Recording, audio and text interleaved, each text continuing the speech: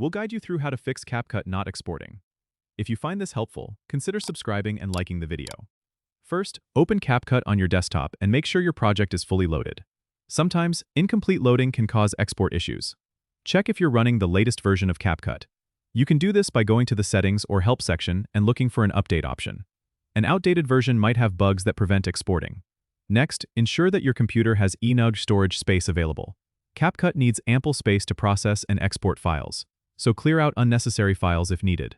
Additionally, check your internet connection. A stable connection is crucial since CapCut often requires online resources for certain effects and transitions. Go and review your project for any unsupported formats or overly complex edits. Simplifying edits or replacing unsupported media can help with exporting. If you've used a lot of effects or high-resolution media, try reducing the quality or resolution of your export settings. This can sometimes solve the problem by making the file more manageable. You can access these settings by clicking on the Export button and selecting a lower resolution or quality. Another thing to try is closing other applications running on your computer to free up system resources. CapCut can be resource-intensive, and closing other programs can give it the power it needs to export successfully.